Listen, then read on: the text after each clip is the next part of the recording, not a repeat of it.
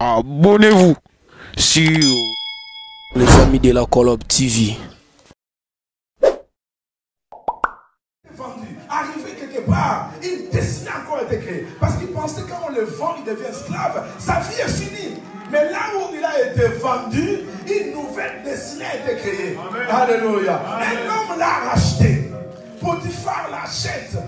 Quand il arrive chez Potiphar comme un esclave, mais Dieu était tellement puissant avec lui, jusqu'à ce que Potiphar lui dit non. En tout cas, la façon dont Dieu m'a béni, dans cette maison, il n'y a que moi, ma femme et toi. Donc il devient chef. Là, dans la maison de Potiphar, une nouvelle destinée s'est créée encore.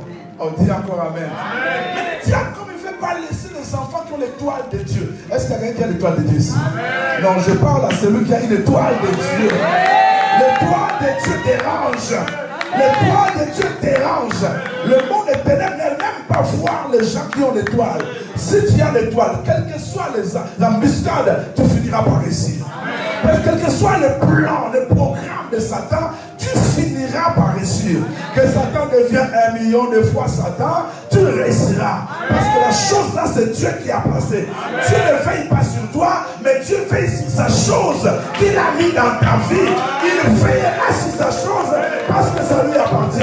Il n'y a pas une autre personne qui va faire ce que toi tu as fait.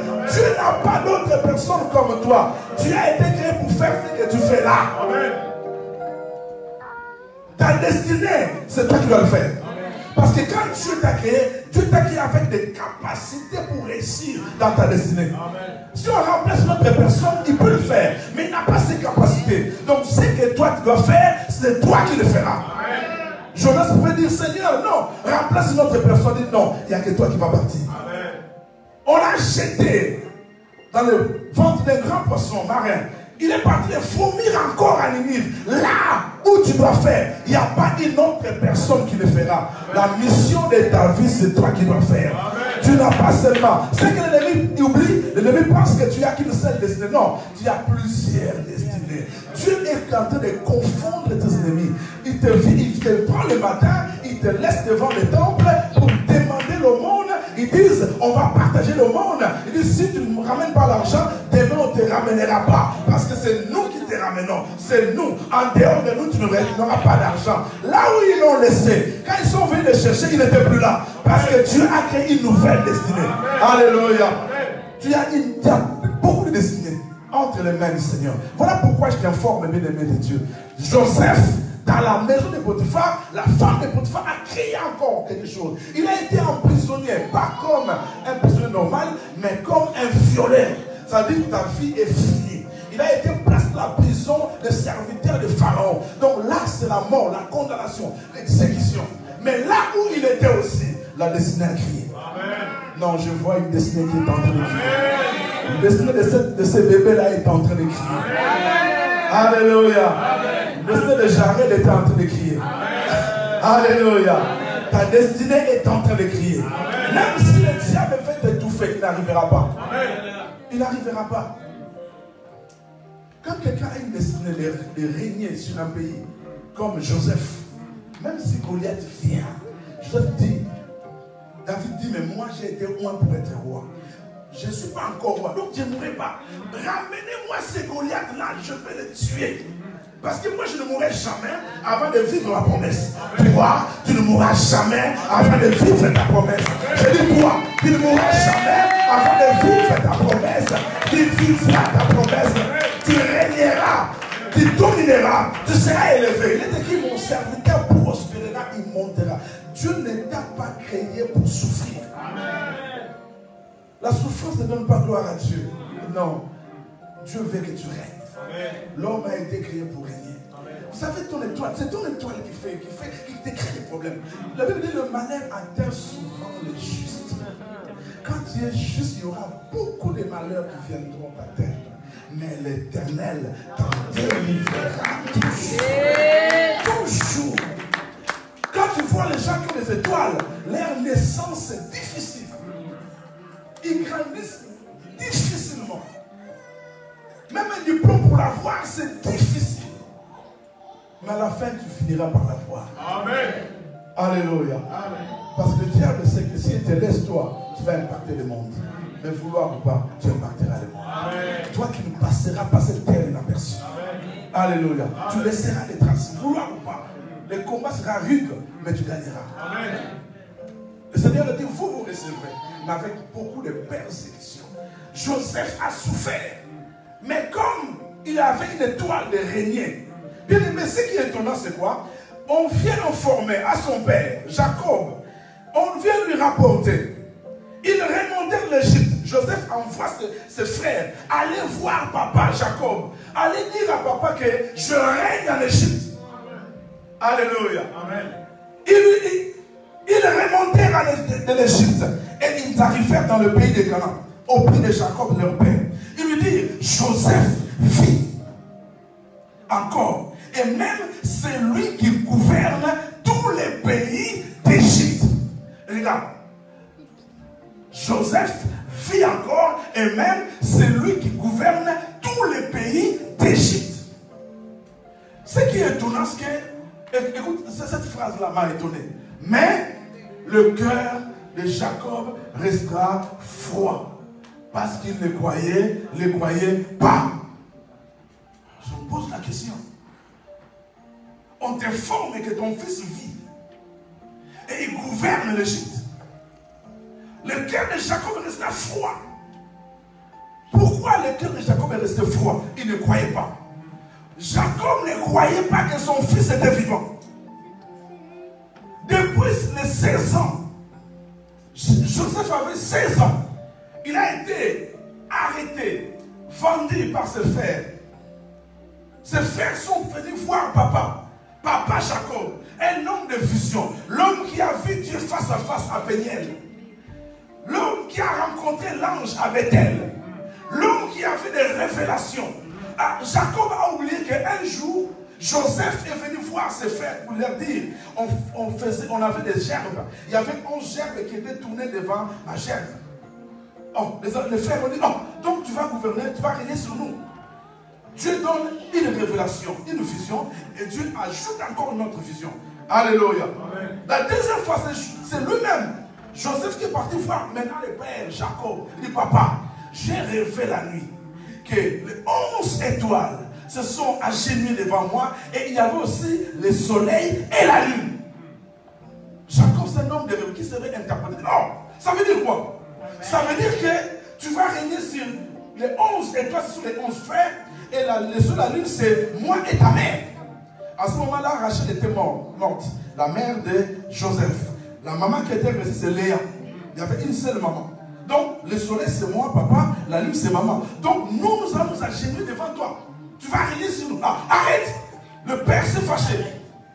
Il s'est fâché contre son fils. Mais bien aimé, le rêve, lorsque le rêve se répète à 2 reprises, c'est que la chose est déjà arrêtée. Amen.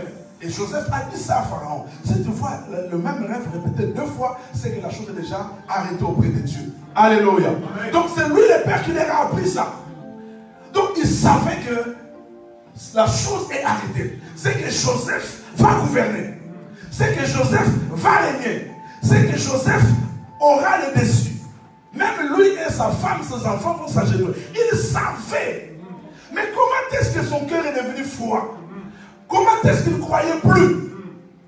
Parce que il y a 16 ans passés, il y a 14 ans passés, parce que Joseph a été intronisé à 30 ans. Il a été vendu à 16 ans.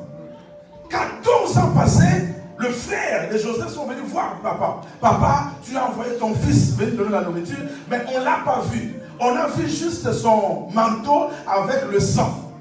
Donc, c'est sûr qu'une bête sauvage l'a dévoré et ton fils est mort.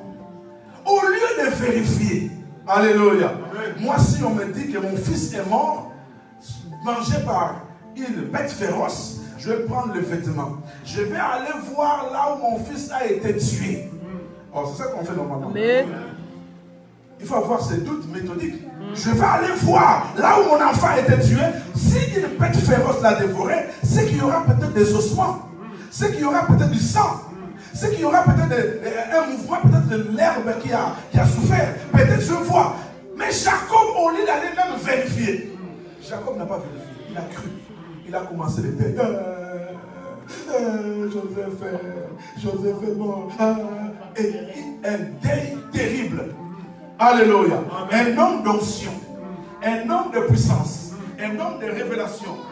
Alléluia. Un homme de puissance a cru aux bêtises, aux mensonges. Et le mensonge a affecté sa vie pendant 14 ans. Il a souffert pendant 14 ans. Et il a perdu tout l'onction. Et pendant ce temps-là, on n'a même pas parlé de quelque chose que Jacob a fait. Rien. Il a perdu l'onction. Il a perdu la révélation. Il a perdu la force. Il est resté froid. Alléluia. Amen. Jacob est resté froid. Je parle de la froideur spirituelle. Alléluia. La froideur spirituelle vient quand? Lorsqu'on reçoit un message. Tu reçois un message qui t'affecte. Tu deviens froid. Celui qui parlait en langue, celui qui prophétisait, celui qui avait des visions, celui qui avait des choses, celui qui était chose, rêve spirituel, s'est refroidi. Et cette personne est ici aussi. Tu parlais en langue, tu prophétisais. L'église de Dieu est devenue froide. Dans le monde entier, l'église est devenue froide. Il n'y a pas de vision, il n'y a pas de prophétie, il n'y a pas de guérison, il n'y a pas de miracle, il n'y a rien. Les gens viennent adorer. Il y a des cantiques d'adoration. Il faut qu'on chante, on lève le ton pour que l'onction descende. Non, bien-aimé de Dieu. Tu n'arrives plus à prier. Depuis qu'on t'a informé, depuis qu'on t'a amené cette nouvelle-là, ta vie spirituelle s'est refroidie. Alléluia. Depuis qu'on t'a informé une nouvelle, bien-aimé de Dieu, combien de personnes, on va dire que bon, en tout cas, mon fils, monsieur, en tout cas, notre entraîneur ne peut plus te garder, tu es licencié. C'est comme si on a éteint quelqu'un. C'est comme si sa vie est finie. Bien aimé, si une entreprise te refuse, c'est qu'une autre entreprise vient t'embaucher. Et le salaire que tu vas avoir après sera 2 fois meilleur que le salaire que tu as reçu. Dieu ne peut pas ouvrir une nouvelle porte s'il ne commence pas à fermer l'ancienne porte. J'ai dit à quelqu'un, tu peux perdre des fiançailles, mais tu ne perds pas perdre un fiancé, mais tu ne perds pas les fiançailles. Un fiancé peut partir, mais les fiançailles, tu en auras d'autres. Le diable n'a pas le droit de clôturer ta vie. Peut-être mettre seulement des virgules, mais pas clôturer ta vie. La nouvelle a bouleversé cet homme de Dieu. Cet homme de Dieu a perdu sa force spirituelle. Alléluia. Amen. Je ne comprends pas les sentiments de Jacob. Pourquoi il ne croit pas? Parce que son cœur était froid. Nous voulons, moi, ma prière est que Dieu puisse réveiller son église. Où est l'église qui parlait en langue? Où est l'église qui voyait des visions? Où est l'église? Je ne parle pas seulement de la colombe, je parle de l'église corps de Christ dans le monde entier. L'église où il y avait des résurrections des morts. Où est cette église-là? Les Français, la France croira un jour lorsqu'ils verront notre Dieu en œuvre. Les chefs de guérison viendront nous voir s'il y a des résurrections des morts dans nos églises.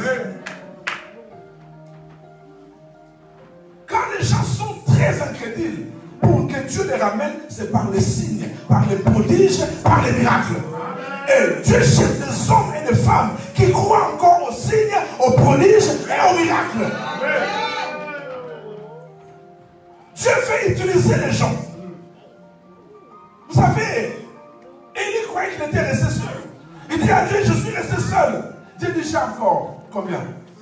7000 prophètes qui n'ont pas fléchi les genoux devant Baal. Bien aimé de Dieu, la réserve de Dieu n'est pas finie. Dans la réserve de Dieu, il y a toujours des gens que Dieu a mis à part. Quand ils vont se lever, le ciel va trembler, la terre va trembler. Alléluia. Les gens sauront que dans le ciel, il y a un Dieu qui règne sur les hommes. Ne crois pas que tu es seul, parce que Dieu a le réserve. Il y a des mondes et des gens, des femmes et des hommes qui sont capables nouvelle a perturbé Jacob. Et cette nouvelle a fait que la vie spirituelle de Jacob a bloqué. Bloqué. Quand il commence à prier, 2 mots, il bloque. Pourquoi? Parce que quoi? Parce qu'on t'a fait du travail. Parce qu'on t'a dit qu'il n'y aura pas de travail. D'ici la fin de l'année, on va fermer, il n'y aura plus rien. C'est fini. Pourquoi? Parce que le médecin dit que cette maladie-là, tu ne peux pas avoir la guérison, tu es bloqué. Non. Le médecin, ce n'est pas Dieu. Alléluia. Le médecin se trompe, mais l'Éternel des armées ne se trompe jamais. Le médecin peut changer de langage, mais l'Éternel des armées ne changera jamais de langage. Et Dieu aime les gens qui sont déterminés, qui savent que ce n'est pas le médicament qui guérit, qui savent que ce n'est pas le médecin qui guérit, c'est l'Éternel Yahvé Rapha qui apporte la guérison, qui guérit les maladies et les infirmités. Et si tu crois, tu vois la main de Dieu. Alléluia. Des fois, Dieu aime que les gens qui ont une histoire avec lui passent par des moments difficiles. Si tu n'as pas vécu ces moments difficiles, comment est-ce que tu vas témoigner? Comment est-ce que tu vas témoigner que ton Dieu est puissant? Ramenez-nous la femme à la perte de sang. Elle vous dira que moi, j'avais la perte de sang. Le manteau de Jésus là que vous voyez là, que vous négligez, a une puissance. Cette femme-là te dira, hey, ne jouez pas avec le manteau là. Moi, j'ai expérimenté la puissance de Dieu dans ce manteau-là. Alléluia. Il faut des expériences pour savoir que notre Dieu guérit, que notre Dieu bénit, que notre Dieu rend puissant. Alléluia. Je te parle d'un Dieu qui guérit. Je te parle d'un Dieu qui bénit. Je te parle d'un Dieu qui change l'esprit des gens. Je te parle d'un Dieu puissant, un Dieu glorieux, qui est le même hier, aujourd'hui et éternellement. Un Dieu tellement puissant. Alléluia. Qui peut prendre un pauvre de la poussière et le lever en dignité, le faire asseoir parmi les grands et les grands de la ville. Le Dieu qui t'amène à partager les butins. Je t'informe que nous sommes à Canaan. À Canaan, tu partageras les butins avec les grands. À Canaan, tu mangeras les fruits de la France. À Canaan, tu mangeras les fruits de la France. Tu as mangé la série, ça va. Tu as mangé les allocations, ça va. Mais tu mangeras les produits de la France. Tu ne mourras pas avant de vivre ces choses-là. Est-ce que je parle à une personne, Seigneur? Est-ce que je parle à quelqu'un, Seigneur? Est-ce que quelqu'un est concerné? Laisse-moi prophétiser. Tel que tu es là, tu réserves des choses qui vont étonner ta vie. Tu réserves des choses qui étonnent. Même toi-même, tu ne penses pas que Dieu arrivera jusque-là. Alléluia. Même toi-même, quand on te dit, tu ne penses jamais. Pourquoi? Parce que la Bible dit, c'est que l'œil de l'homme n'a point vu. C'est que l'oreille de l'homme n'a point entendu. C'est qu'il n'est jamais monté dans les pensées. Quand on dira à l'oreille, l'oreille dira non, je n'ai jamais entendu ça. Quand on est là, il va dire non, ça je n'ai jamais vu ça. Dieu ne peut pas te donner ce qu'il a déjà donné. Dans la Bible, aucune personne n'a été guérie par le vêtement, le port de vêtements. Non. Ton expérience sera la première. Exceptionnelle. Ce que Dieu fera avec toi, ça n'a jamais existé. Est-ce que quelqu'un croit en cela? Est-ce que tu crois qu'il a un Dieu? Si tu as un Dieu, frère, ne recule pas, avance. Les gens te décourageront. Qu'est-ce qui s'est passé avec Jacob? Une simple nouvelle. Vous savez, il y a des nouvelles qui bloquent les gens. Moi, maintenant je ne crois plus en Dieu. Maintenant je ne crois plus en l'église. Maintenant je ne crois plus en personne. Maintenant je ne vais même plus prier. Je ne fais même rien. Et tu commences à parler comme ça et ça te bloque. 14 ans, Jacob est resté bloqué. Combien de personnes ne prient plus? Parce qu'il a tapé sur internet, un pasteur a volé. Mais il y a combien de pasteurs dans ce monde ici? Des millions de pasteurs. Si des millions, il y a 10 qui ont fauté. Est-ce que c'est fini? Donc les réserves sont finies? Non, il y aura toujours un réserve. Moi je dis à une personne, si nous voulons avoir de bonnes églises, nous voulons être sérieux, c'est nous qui devons travailler. Amen. Toi, le sérieux, tu ne fais pas travailler. Et les aventuriers, ils rentrent, ils travaillent. Après, ils s'habillent, on dit, non, mais toi, lève-toi. Toi qui es sérieux, lève-toi, commence à travailler. Et montre le sérieux dans l'œuvre de Dieu. Dis encore Amen. Amen. Oh, dis encore Amen. Amen. Le problème, c'est le bien-aimé de Dieu. Bloqué. Et quand tu es bloqué, tu n'arriveras même pas à prier. Quand tu es bloqué, tu n'arriveras même pas à aller à l'église. Quand tu es bloqué, tu vas commencer à pleurer, faire le deuil. Le deuil de Jacob a duré 14 ans. Par une simple nouvelle. Une nouvelle qu'il n'a pas vérifiée. Et d'ailleurs, ces nouvelles-là, souvent, c'est de fausses nouvelles qui viennent te bloquer. Ça l'a bloqué. Comment est-ce qu'un homme intelligent ne peut pas vérifier l'information? Quand on vient t'informer, tu acceptes directement. Ah oui, c'est vrai. Ah oui, de toute façon. Non, la nouvelle t'a bouleversé, mais tu n'as pas vérifié. Nous sommes au milieu d'un peuple qui peut se lever le matin et créer une nouvelle. La fois dernière, j'ai vu sur internet, Laure Mbongo est morte. Et pourtant, Laure Mbongo, on était avec elle.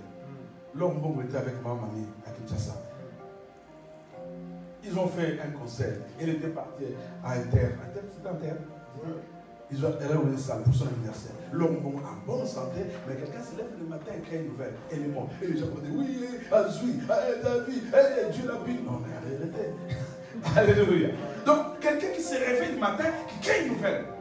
Et les gens disent non, elle travaille avec Camilla. Est-ce que tu l'as vu travailler avec Camilla? Et il y a des gens même qui ne partent plus à l'église à cause de cette nouvelle-là.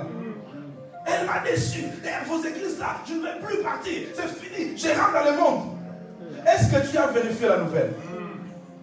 Tu n'as pas vérifié la nouvelle. Est-ce que tu étais là? Tu as vu? Tu as des preuves? Tu n'as pas de preuves. Mais comme quelqu'un accepte cela, ça le bloque. Ça le bloque. Et combien de fois nos églises vivent ces choses? Combien de fois on est bloqué? Ta femme a fait ça, tu n'as pas vérifié. Tu prends la décision. Et tu viens avec quelqu'un à la maison, mais ton cœur est bloqué. Vérifie au moins la nouvelle. La froideur de notre papa, Jacob, est venue par une fausse nouvelle. Alléluia. Amen. Malgré tout ce qu'on lui a dit, ton fils est devenu grand, puissant. Vous savez, il fallait maintenant que Dieu puisse les réveiller. Mon thème ce matin, c'est quoi? Quand Dieu se réveille. Quand Dieu se réveille. Oh, quand Dieu se réveille. Normalement, Dieu ne dort pas. Mais comment est-ce que moi je le dis quand Dieu se réveille? La Bible dit, dans Psaume 121, verset 4, voici, il ne somnole ni ne dort, celui qui garde Israël. Dieu ne dort pas. Mais apôtre, pourquoi tu m'as dit quand Dieu se réveille? Normalement, Dieu ne dort pas. Dieu ne peut pas dormir. C'est une expression. Alléluia. Dans la Bible, dans le livre de Psaume 44, verset 23, la Bible dit, réveille-toi. Pourquoi dors-tu, Seigneur? Psaume 44, verset 23. Réveille-tu. Pourquoi dors-tu, Seigneur? Alléluia. On nous suit? Oh. Bon. Bon, on continue. Ésaïe 51, verset 9. Réveille-toi, ne nous repousse pas à jamais. Réveille-toi, réveille-toi, réveille-toi des forces, bras de l'Éternel. Réveille-toi, comme on joue l'autre fois, dans les anciens âges. N'est-ce pas toi qui as bâti l'Égypte, qui transpéta les monstres? N'est-ce pas toi? Seigneur, pourquoi on ne se suit pas? Béni, suis. Alléluia. Psaume 68, 1. Dieu s'élève et ses ennemis se dispersent. Alléluia. Amen. Dieu ne dort pas normalement. Jésus, dans la barque, les disciples disent, Seigneur, réveille-toi. Nous sommes en train de mourir. Réveille-toi. Dieu ne dort pas. Des fois, Dieu fait semblant. Alléluia. Pour voir notre réaction. Dieu ne dort pas. Celui qui garde Israël, le sommeil ne dort. Mais des fois, on sent comme si Dieu ne nous suit plus. C'est comme si nous sommes seuls. Alléluia. C'est comme si Dieu s'éloigne de nous. En fait, ce n'est pas Dieu qui s'éloigne de nous. C'est nous qui nous éloignons de Dieu. Il dit, si vous venez à moi, je viendrai à vous. Si vous m'abandonnez, je vous abandonnerai. Alléluia. Dieu ne dort pas, c'est nous qui prenons un peu de l'écart avec Dieu. Et nous sentons comme si Dieu est devenu trop loin. Alors, si Dieu s'éloigne de nous, nous rentrons dans ce que j'ai appelé la froideur spirituelle. Amen. Alléluia. Amen. La froideur spirituelle. Dans la froideur spirituelle, qu'est-ce qui va se passer? Nous sommes bornés sur, nous sommes focalisés sur un fait. Quelqu'un me suit très bien? Amen. Quand quelqu'un vit dans la froideur spirituelle, il est focalisé sur un élément. Aussi longtemps qu'il ne voit pas la solution, il ne passe pas à autre chose. Je suis focalisé sur la maladie. Aussi longtemps que Dieu ne me guérit pas, donc je ne ferai pas autre chose. Je suis focalisé. Moi, j'ai vu quelqu'un qui dit, je dis, frère, est-ce que tu ne peux pas chercher une maison? Il dit, je suis sans papier. Il y a des sans papiers qui ont des maisons, des appartements. Oublie un peu cette situation-là. Aussi longtemps que tu es focalisé sur un événement, tu ne passeras pas à autre chose. Même ta vie de prière n'arrivera pas. Aussi longtemps que tu es focalisé sur une information, bien aimé, tu n'arriveras même pas à jeûner. C'est ça la froideur spirituelle. Ah, on m'a dit. Et nous sommes là. Alléluia. Nous sommes là. Si Dieu ne me donne pas de travail, en tout cas moi, je ne vais pas continuer encore à prier. Ma soeur, tu es malade, tu as besoin de la guérison. Ah, si Dieu ne donne pas de travail, en tout cas moi je ne vais pas me marier. Frère, oublie un peu ces problèmes-là qui t'amènent la froideur. Ah, aussi longtemps. Donc, bien aimé, il y a des choses comme ça. Et aussi longtemps, Jacob était focalisé sur la mort de Joseph. Il ne pouvait pas évoluer. Il ne pouvait pas évoluer, frère. Papa, Jacob ne pouvait pas évoluer. Parce que le deuil de son fils l'a pris toute la vie. Alléluia. Et même si on vient de dire que ton fils est en train de vivre, on a vu ton fils. Il dit non, c'est faux. C'est faux. Mais lorsque Dieu se réveille, il réveille les autres. Amen. Quand Dieu commence à se réveiller dans ta vie, il va commencer aussi à réveiller ton esprit. Amen. Et Dieu ne réveille pas seulement ton esprit, il réveille aussi l'esprit des gens qui doivent te faire du bien. Amen. Dans plusieurs moments de réveil spirituel dans la Bible, vous allez voir que les réveils commencent par la prière. Vous allez voir Daniel qui a lu le livre de Jérémie, qu'il devait vivre pendant 70 ans de captivité en Babylonie. Quand il a vu, il s'est dit, ah, mais ces 70 ans sont accomplis, pourquoi je suis encore là? Il a commencé à prier. Il a commencé à prier. Au même moment, Dieu a déclenché le réveil. La Bible dit que Babylone a été attaquée. Il y a un roi qui a pris le pouvoir qui s'appelait Cyrus. Cyrus dit, est-ce qu'en Babylonie existe-t-il un peuple qu'on appelle le peuple juif? Votre Dieu m'a apparu. Votre Dieu m'a réveillé l'esprit. Alléluia. Amen. La Bible dit, Dieu réveilla l'esprit de Cyrus. Je prie, bien-aimé de Dieu, que Dieu réveille l'esprit de quelqu'un qui te cherche. Que ton nom soit cité quelque part. On dit, ah, il faudrait chercher cet homme-là. Quand Dieu commence à se réveiller dans ta vie, il réveille aussi les gens sur ta vie. Je sens que Dieu va réveiller les gens.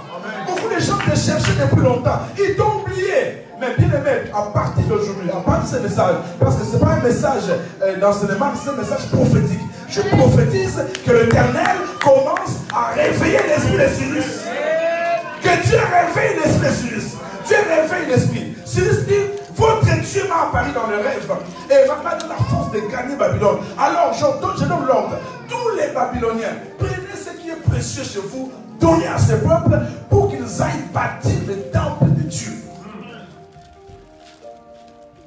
Au même moment, Esdras s'est réveillé aussi.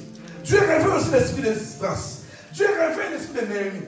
Alléluia. Amen. Ils vont voir les anciens de la ville. La Bible dit, Dieu réveille aussi l'esprit des anciens. Et Dieu réveille l'esprit du peuple entier. Il dit, levons-nous et bâtissons. Alléluia. Amen. Le réveil commence par une personne. Et commence à attaquer deuxième personne, troisième personne. Si tu veux faire des choses avec Dieu, ne compte pas d'abord sur les autres, compte d'abord sur toi. Et quand toi tu vas te lever, Dieu va commencer à toucher d'autres personnes. Ne soyez pas les gens qui sont focalisés.